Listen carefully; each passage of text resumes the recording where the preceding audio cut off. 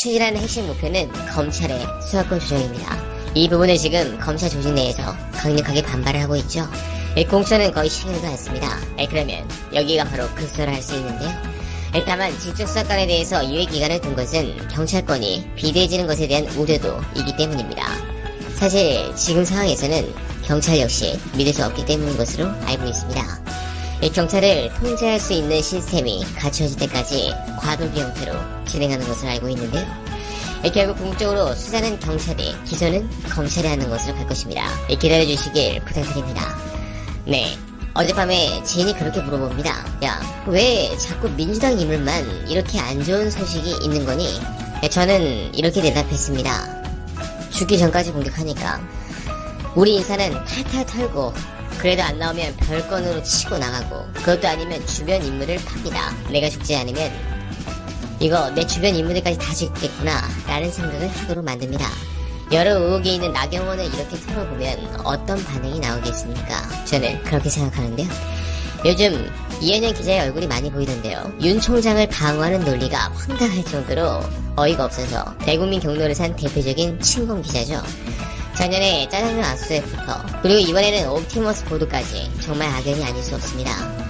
해당 부분의 단독 보도는 당연 SBS의 이현영 기자가 최초로 했고, 그 부분은 짜장파가 흐른 것이라는 것은 누구나 합리적으로 다 의심을 하는 부분입니다. 이 보도를 시작으로 선관위는 결국 고발을 할 수밖에 없었고, 검찰은 수사를 시작했죠. 결국 해당 부분은 검찰이 민간인 사찰에서 만든 시나리오를 기자에게 주고, 기자는 보도에서 바람을 잡고 검찰이 수사 착수하는 전형적인 공작 수사의 모습이라는 부분을 우리는 더 이상 영화의 한 장면이 아니라 현실로 이미 많이 봤습니다. 가슴이 아프지 않을 수 없는데요. 현재 걱정하는 부분은 당연 유가족분들과 이낙연 대표입니다. 오늘 이낙연 대표께서는 슬픔을 누를 길 없다고 공식 입장을 밝혔는데요. 그러면서 고인의 명복을 빌며 유가족들께 깊은 위로를 드린다고 덧붙였습니다. 과거 전남지사 전무후보 등을 지낸 이 부시장은 이 대표가 전남 지역 국회의원이었던 시절부터 인연을 맺고 지역구를 관리하는 역할을 했던 것으로 전해졌습니다. 안타까운 부분이 아닐 수 없습니다. 국민이 검찰 개혁을 염원하는 이유도 바로 이런 부분 때문이 아닐까 생각합니다. 그렇기 때문에 현재 모든 것을 걸고 검찰 개혁을 추진하는 추장군이 참 대단하지만 한편으로 정말 힘드실 것 같은데요. 이 추미애 장관님은 사실상 최후의 보루가 된 것이나 마찬가지입니다. 검찰 개혁은 결국 검찰보다 더 강력한 권력에 의해서만 추진될 수 있습니다.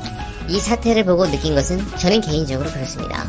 따라서 이 사건을 가진 법무부 장관이 강력하게 개혁을 추진하면 검찰의 개혁은 이루어질 수 있습니다. 그걸 제대로 하려고 할 타이밍마다 이 부분이 두려워 검찰은 정권을 공격했죠. 강윤실 장관이 그랬고, 조우주 장관이 그랬고, 지금 추미애 장관이 그렇습니다. 그러나 추미애는 다릅니다. 옳은 일은 언제든지 실천하지 않으면 안 되고, 옳은 일이 주변 상황 때문에 옳지 않은 일로 되는 것도 아닙니다. 어떻게 보면 시대가 슈타르크 장군을 부르는 것이 아닌가라는 생각도 드는데요. 현재 검찰 개혁의 핵심은 기득권 물린 공수도 중요하지만 실제로는 앞서 말씀드린 수사권이 핵심입니다. 그 부분에서 검경 수사권 조정은 경찰에게 어느 정도의 독자적인 수사권을 인정할 것인가 하는 범위의 문제입니다.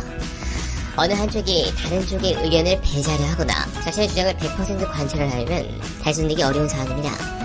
그 부분 때문에 검경은 늘 싸웠고, 전임이었던 문무일 총장 역시 2년 내내 조용했지만 이 부분은 노골적으로 반기를 들었죠. 이 검경 수사권 조정에 관해서 검찰의 주된 논리는 경찰이 인권에 취약함으로 인권 전문가이자 사법고시를 패스한 법률가인 검사가 수사 초기부터 깊숙이 개입해야 한다는 것입니다. 하지만 본질은 수사기관의 권한 배분 문제입니다. 검찰은 적어도 시대의 흐름에 따라 수사권을 완전히 독점할 수는 없다는 것을 인정하고 있습니다만, 이 검찰의 지위를 받고 싶지 않다는 부분을 어필하며 검찰과 대립하죠. 이건 참여정부 시절에도 그랬습니다. 그래서 노 대통령은 두 기관의 합의를 요청했으나 실패로 돌아갔는데, 여기서 문재인 대통령은 자서전을 통해 크게 반성하셨다는 대목이 있습니다. 이런 과정에서 대통령께서 아쉬움으로 남았던 부분은 이 검경 수사권 조정 부분을 한편으로는 사법 절차, 형사 사법 절차의 개혁 문제로 봤다는 것을 후회하셨습니다. 즉, 국가기관 간의 권한 배분 문제로 볼 것이 아니라 수요자인 국민의 입장에서 보는 접근이 부족했다고 했습니다. 수사관은 총량의 감사와 수사의 인권 친화적 변화를 위해서 제3자가 적극 개입했어야 한다는 의미입니다. 네, 그리고 민심을 만들어야 했다는 것도 그 부분에서 중요합니다. 결국 국민적 지지가 있어야 밀어붙일 수 있는 것이죠. 이게 답인 이유는 역설적으로 윤짜장 때문에 우리는 작년에 공처와 검경 사건 조정을 통과시킬 수 있었죠. 다소 의석수는 손해를 보면서까지 말입니다. 결국은 더 획고했지만 말이죠. 아무튼 이 기적적으로 윤 차장의 만행에 의해 깨어있는 국민이 주도하고 국회의원들이 움직여 통과된 검경 수사권 조정, 공수처, 쌍두마차를 통해서 고위공직자의 정경 유착 등